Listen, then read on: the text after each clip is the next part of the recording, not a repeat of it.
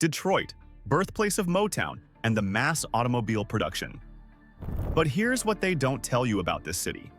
While the auto industry was busy building billion-dollar empires, a handful of black men were quietly building their own empires, and their stories involve NBA benchwarmers turned manufacturing moguls, casino stakes that printed money, and one guy who literally went to prison and still made this list. Let's look at the 10 richest black men from Detroit, and trust me, the name at number 1 will leave you speechless. Number 10, Vinnie Johnson. Let's start with Vincent the Microwave. Johnson, an NBA legend from the 80s who didn't make extraordinary money during his playing time. Single-digit millions across his entire career with the Pistons, where he won back-to-back championships in 1989 and 1990, coming off the bench. Most guys with that resume would end up doing car dealership commercials. But Vinnie? He shocked everyone by building a multi-billion-dollar automotive empire. In 1995, 4 years after hanging up his jersey, Johnson founded Piston Automotive in Detroit. The name wasn't just nostalgia, it was strategic branding in a city that bleeds car culture. His play was smart from day one. He didn't try to build cars, but instead focused on sequencing and assembly services for automotive components. Think of it as the behind-the-scenes logistics that keep production lines humming. Just-in-time delivery, component packaging for OEM supply chains, and all that unglamorous stuff that automakers desperately need but don't want to handle themselves. But here's where his story gets absurd. Piston Automotive eventually expanded into Piston Group, a holding structure with multiple operating entities, including joint ventures with Valeo and Lear Corporation. Annual revenues: try $2 to $3 billion across multiple years. Over 10,000 employees spread across Michigan, Ohio, Missouri, Tennessee, and Mexico. The big three, which are GM, Ford, and Stellantis, are all deeply embedded in his supply chain, which means once Johnson's in, he's basically irreplaceable. Switching costs for automakers are astronomical because pulling out a supplier mid-production is like performing surgery on a moving train. Johnson's wealth isn't flashy in a conventional sense. It's illiquid and tied to company valuation rather than Instagram-worthy purchases. He keeps a low profile, lives in affluent Detroit suburbs, has corporate jet access, and sits on boards that actually matter, like the Detroit Economic Club and Automotive Diversity Supplier Councils. He's one of the largest black industrial employers in Michigan, which is a wildly different flex than owning a clothing line or flexing concert money. And the craziest part is that his basketball salary was just a rounding error compared to what he built after stepping off the field. Most athletes go broke, but Vinnie went industrial. But if you think turning basketball checks into billions is impressive, wait till you meet the next guy on this list, who borrowed $800 from his family and accidentally created one of the most valuable music catalogs in human history. Number 9. Berry Gordy. We all know Berry Gordy, the legendary founder of Motown record label. But let's take an insider look at his story. Gordy was born in 1929 in Detroit's Brewster Douglas housing projects, which is about as far from Bel Air as you can get. Before Motown, he worked the Ford Lincoln Mercury assembly line, tried running a record store that flopped, and had a brief boxing career that went nowhere. Standard working-class Detroit grind. Then, in 1959, he borrowed $800 from his family and founded Tamla Records out of a house on West Grand Boulevard. That house became Hitsville, USA, and the label ultimately turned into Motown. But here's the kicker. Gordy somehow applied Ford's assembly line logic to music production. He built an in-house system with writers, producers, vocal coaches, and choreographers all under one roof, then held quality control meetings to approve songs before release. It was industrialized creativity, and it printed crazy money. The Supremes, Marvin Gaye, Stevie Wonder, Smokey Robinson, The Temptations, Jackson 5. These weren't just artists. They were products of a machine carefully designed to dominate crossover charts and global distribution. Motown's revenue streams were strategically layered: record sales, touring participation, publishing ownership, artist development deals, and licensing. By the 60s and 70s, it was one of the most profitable music companies on the planet and the first large-scale black-owned company to achieve global influence. It reshaped how the world heard Black American music, which is cultural power that's hard to quantify. In 1988, Gordy sold Motown to MCA and Boston Ventures for $61 million, converting decades of music assets into liquid capital. But interestingly, he retained publishing rights and legacy income streams, so the royalties kept flowing long after the sale. Motown's catalog remains one of the most valuable music libraries ever created, generating ongoing revenue through licensing, samples, and placements. Gordy later relocated to Los Angeles and lived accordingly. Bel Air and Holmby Hills real estate, high-end art collecting, and estate planning through trusts to preserve generational wealth. His personal life was messy. Highly publicized relationship with Diana Ross, complex family dynamics with kids scattered across the entertainment industry, frequent disputes over Motown-era narratives. But financially, he's one of the earliest examples of a Black founder converting culture into structured, generational wealth. Today, his net worth sits at around $400 million, which makes you wonder how he turned that $800 loan into a blueprint. Now, Barry built an empire on music and charisma. But what happens when someone builds their wealth on corporate partnerships, casino stakes, and then torpedoes it all with one of the most shocking federal cases in Detroit history? Number 8. William Pickard. Dr. William Leonard Pickard is the reason this list has a controversy quota. Born in 1944 in Detroit's Black Bottom neighborhood, Pickard climbed from displacement into serious industrial wealth in a way nobody had imagined. Howard University grad, academic credentials, corporate advisory work, and strategic positioning in Detroit's automotive supply chain. He wasn't flashy. He was embedded. Pickard's wealth model was joint ventures and equity participation rather than building one dominant company. He positioned himself in second-tier supplier networks feeding the Big Three, focusing on automotive interiors and component systems. The smart play was partnering with established corporations to bypass the structural barriers Black entrepreneurs faced in manufacturing access. He built credibility simultaneously in business, academia, and civic spaces, which opened doors most people never even knew existed. Then there's the casino angle. Detroit's casino development era in the late 90s, which included Greektown Casino, MGM Grand Detroit, represented one of the city's largest capital redeployments in decades. Casino ownership stakes historically produce strong profits once stabilized, making them serious wealth generators for equity partners. Pickard was connected to investor circles in that world, though the exact nature of his stakes remains unclear. He supported cultural initiatives, museums, academic programs, and African American historical preservation, positioning himself as a civic leader. His estimated pre-incarceration net worth floated in the tens of millions, though exact figures are slippery due to private holdings. But here's where the story goes sideways.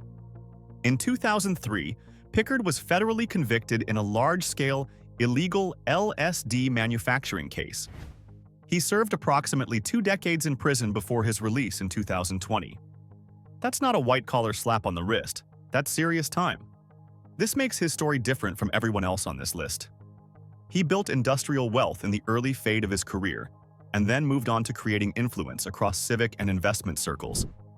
But ultimately, Pickard faced a legal downfall that obliterated his public legacy. He still appears in Detroit wealth discussions because prior to his arrest, he was widely viewed as a highly connected Black industrial figure with corporate ties and real investment reach. But make no mistake, his story is a cautionary tale about how fast institutional credibility can evaporate. And now, we've covered a guy who went to prison and still has wealth clout. But what about someone who just quietly moved car parts around Michigan and built a freight empire worth hundreds of millions without anyone noticing? That's what our next story is all about. Number 7. John A. James. John A. James Sr. is the definition of invisible wealth. You've never heard of him, but if you've ever driven a car made in Detroit, his trucks probably hauled the parts that built it. James founded James Group International in 1975 as a small trucking operation based in Detroit. He came from a working-class background and entered freight when Black operators were frozen out of major contracts. His play was to haul automotive parts between supplier plants and assembly lines. But the real money started coming when he shifted from trucking to logistics infrastructure. JGI expanded into fleet operations, just-in-time delivery, warehouse support, supply chain routing. They weren't just moving boxes. They managed the entire transportation backbone for the Big Three's supplier networks. Annual revenue touched hundreds of millions. This is a high-volume, low-margin business, so wealth doesn't come from flashy spikes. It comes from stability. Basically, once you're embedded in a production schedule, you become irreplaceable, and if a logistics partner fails, an entire assembly line shuts down. The company ultimately became a family dynasty. John's son, John James Jr., became a national political figure while running the company. Multi-property holdings in affluent Detroit suburbs, executive aviation, regional philanthropy. This is classic industrial wealth, unglamorous, operational, built on contracts that renew year after year. No documentaries about truck routes, but the money's just as real. Now, trucking routes and logistics contracts are solid, sure, but what if you could turn Freestyle's outside a radio station into a $40 million asset portfolio and become Detroit's torchbearer for an entire generation? That's what the next name is all about. Number 6. Big Sean. Sean Michael Leon Anderson, better known as Big Sean, represents the modern blueprint for music wealth in the streaming era. Born March 25, 1988, on Detroit's West Side, his breakout moment is the stuff of hip-hop legend. In 2005, he freestyled for Kanye West outside a Detroit radio station and impressed him enough to land a Good Music/Def Jam deal. That one moment changed everything. Big Sean's wealth model is layered, not linear. His primary engine, touring and merchandising. Arena tours and festival circuits form the core of his peak earning years, with per-show performance fees reportedly in the high six figures during prime cycles. Merch margins in hip-hop tours can hit 40 to 60%, creating a parallel income stream that sometimes rivals ticket revenue. His album Dark Sky Paradise debuted at number 1 on Billboard in 2015, and he's maintained consistent charting singles across the 2000s with heavy streaming longevity. Then there's intellectual property. Songwriting credits across his catalog ensure long-term royalty flows, and streaming converted older releases into recurring income assets. Catalog ownership and royalty participation create compounding value over time, which means songs from a decade ago are still generating checks today. Brand partnerships are selective. His Jordan brand association strengthened long-term visibility and endorsement income, but he's avoided mass endorsements in favor of youth culture credibility. Real estate rounds out the portfolio. High-value Los Angeles property transactions function as wealth preservation rather than primary income. He's also positioned himself in emerging lifestyle markets through Dawn Life branding and selective cannabis-adjacent ventures. Detroit connection is core to his brand equity. He consistently positions the city as central to his music and public identity, performs large-scale hometown shows, and funds education initiatives, scholarships for Detroit students, youth mental health programs, and community resource drives through the Sean Anderson Foundation.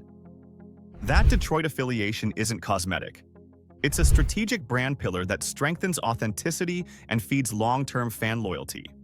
Estimated net worth sits around $40 to $50 million based on touring peaks, catalog earnings, and brand deals. Lifestyle signifiers align with that.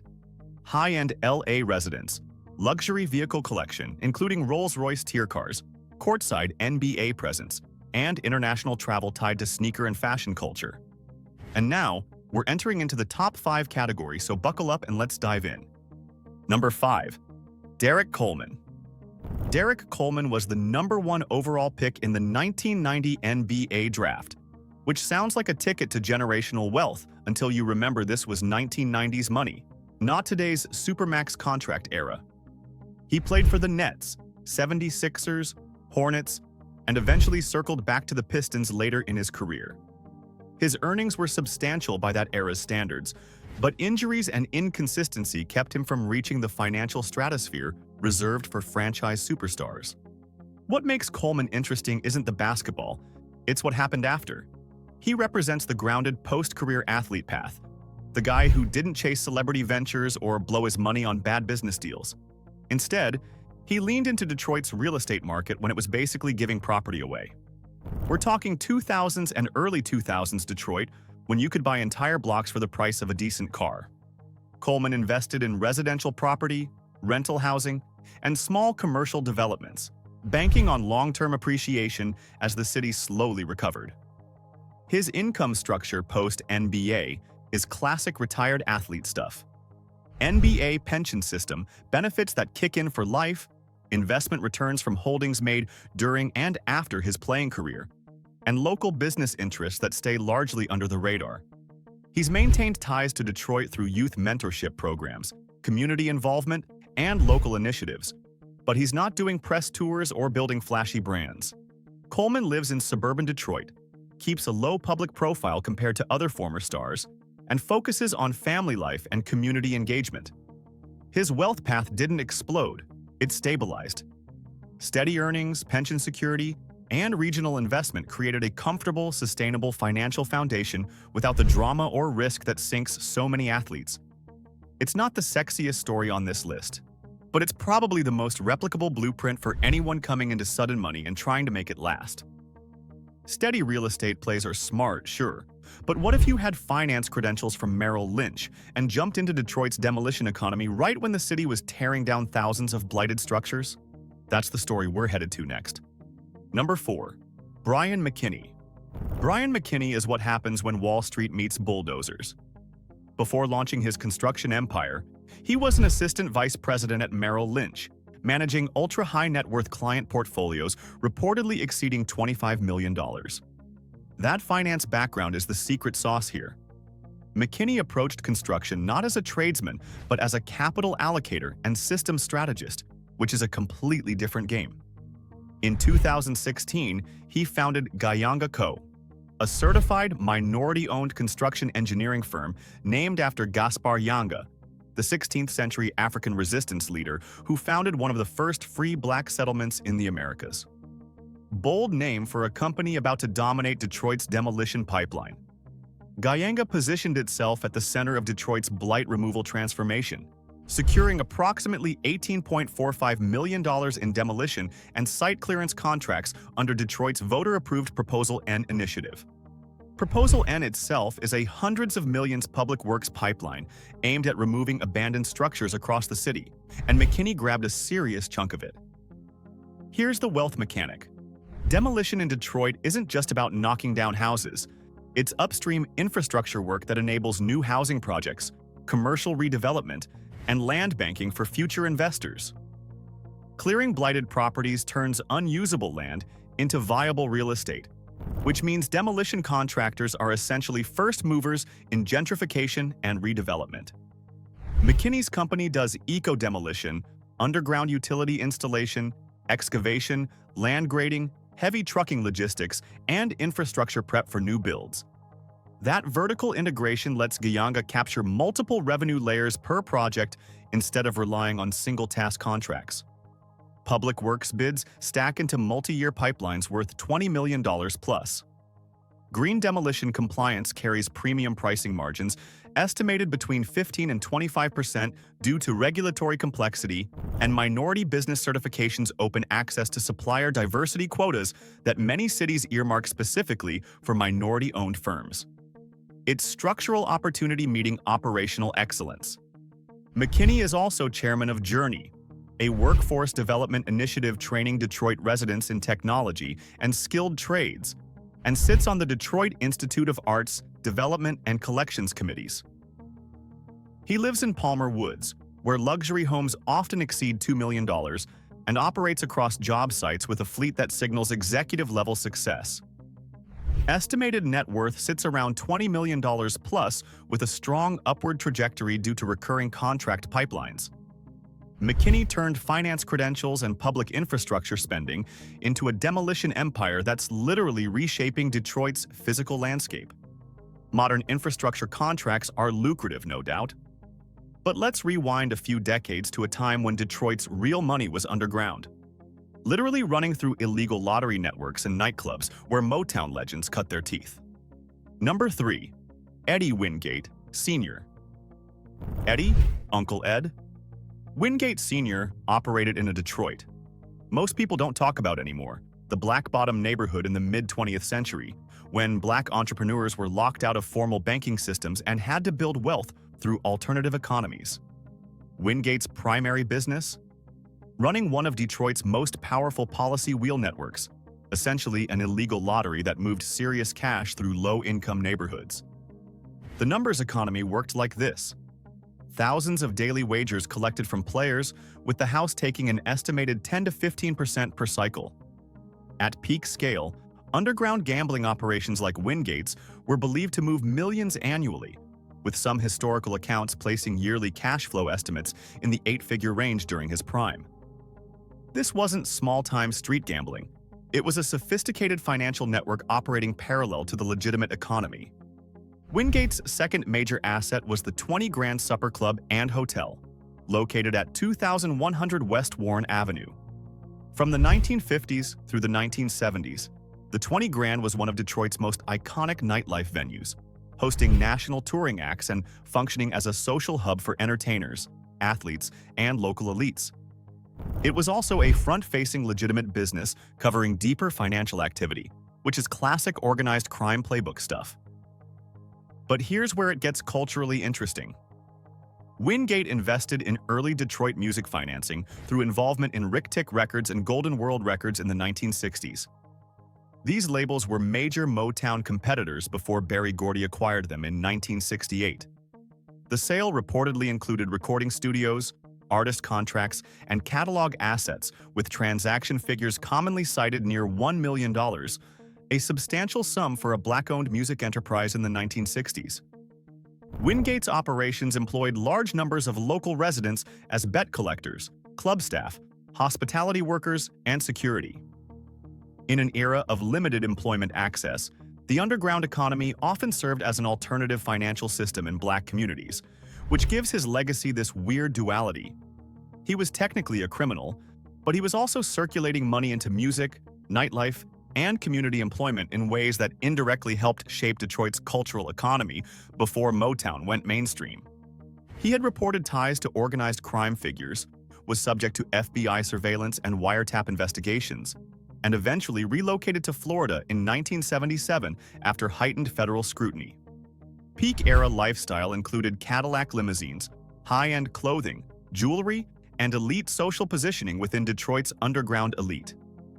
Historical wealth estimates place him in the $10 to $20 million range in mid-20th century dollars, which translates to substantially higher modern value. Wingate represents a pre-corporate era of black wealth in Detroit. Messy, illegal, but undeniably influential. So we've covered underground kingpins who financed Motown's competition. But what about someone who went the completely legitimate route? NBA Hall of Famer to steel magnate to mayor during Detroit's darkest financial hour? Number 2. Dave Bing. Dave Bing is Detroit royalty, and not just because he's a Hall of Fame point guard. Born in 1943, Bing played in the NBA from 1966 to 1978, spending most of his career as a Detroit Piston star and scoring leader. He was one of the first NBA players to successfully transition into heavy industry ownership, which is a sentence that sounds boring until you realize how rare and difficult that actually is. In 1980, shortly after retiring from basketball, Bing founded Bing Steel. This wasn't some vanity project or endorsement deal. It was a real operation focused on steel processing and supply during an era when Detroit was still a manufacturing hub. Steel supply tied directly into automotive production, which meant Bing was plugging into the same industrial ecosystem that built the city. Bing Steel specialized in steel slitting, processing, and manufacturing support services, serving automotive manufacturers and industrial clients requiring steel processing. The wealth mechanics here are straightforward but powerful.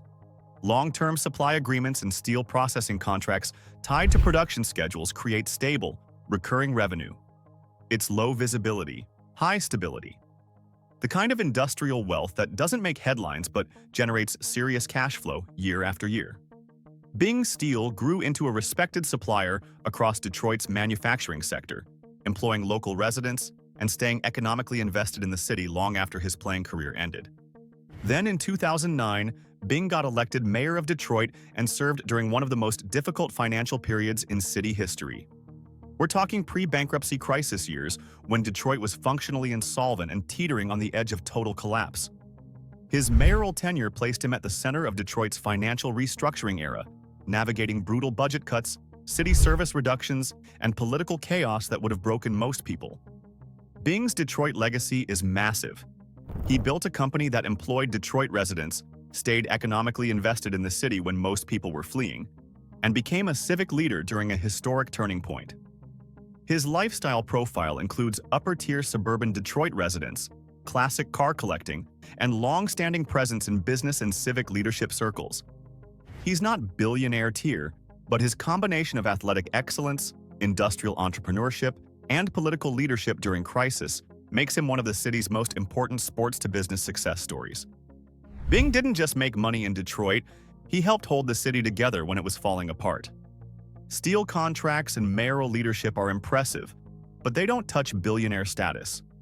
For that, you need someone who turned Michigan roots and NBA fame into equity stakes in the Dodgers, the Commanders, and a business model so good it became the blueprint for every athlete who came after.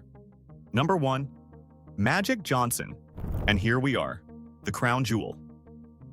Irvin. Magic Johnson Jr., born in 1959 in Lansing, Michigan, represents the most successful post-athletic business transformation in history. His net worth sits somewhere between $1.2 and $1.5 billion. And here's the kicker.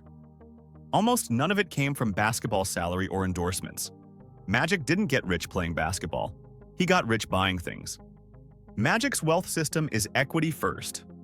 During his NBA career from 1979 to 1996, he built brand power and trust with corporate America, but the real money machine launched after.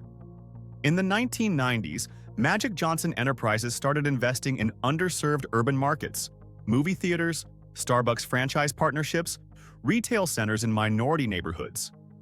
The insight was simple but powerful. Urban communities were underserved but economically viable, and corporations were willing to partner with someone who understood those markets. Magic proved you could make serious money serving communities that Wall Street had written off. Then came Phase 2, institutional investment and equity. Magic shifted from franchise ownership to large-scale investment funds and ownership stakes. He's part of the Los Angeles Dodgers ownership group, owns the LA Sparks in the WNBA, joined the Washington Commanders ownership group, and has real estate development funds plus infrastructure and insurance sector investments. This stage moved him from millionaire to billionaire status because ownership stakes in major sports franchises appreciate faster than almost any other asset class. The wealth mechanics are pure. Ownership stakes rather than endorsement checks, private equity participation in large deals, real estate funds targeting long-term appreciation, and revenue participation across sports franchises. His returns came from asset appreciation, not short-term cash payouts. Magic leveraged fame to gain entry into ownership circles, then gradually replaced celebrity income with investment income. The key principle that defines his model: ownership beats endorsement, equity beats salary, long-term assets beat short-term cash. While Magic is globally associated with Los Angeles, his Michigan roots tie him symbolically to Detroit's economic narrative and Black business empowerment model. His broader work in urban redevelopment and minority-focused investment influenced similar strategies used in Detroit revitalization efforts. He's maintained philanthropic engagement across Michigan through the Magic Johnson Foundation, health awareness campaigns, and youth and education programs. Lifestyle indicators match billionaire tier, multiple luxury properties including Beverly Hills estates, private jet travel, high visibility presence at major sporting events, and formal presence in major corporate and philanthropic galas. But the real flex isn't the houses or jets, it's the blueprint. Magic Johnson proved that athletes don't have to stay athletes. They can become owners, investors, and power brokers if they're willing to play the long game and prioritize equity over everything else. Magic represents the most successful Black athlete to investor transition model in modern history from the Michigan region. and his investment philosophy has influenced redevelopment approaches in cities like Detroit. He didn't just get rich, he rewrote the entire playbook for what athletes can become after the game ends. So there you have it. 10 men who built wealth in Detroit through everything from NBA benches to steel mills, underground gambling networks to demolition contracts, and equity stakes that turned into billion-dollar portfolios. If this changed how you think about wealth, athletes, or what's possible in a so-called dead city, hit that like button and subscribe for more stories Wall Street doesn't want you hearing. Also, drop a comment telling me which story shocked you most. Catch you in the next one.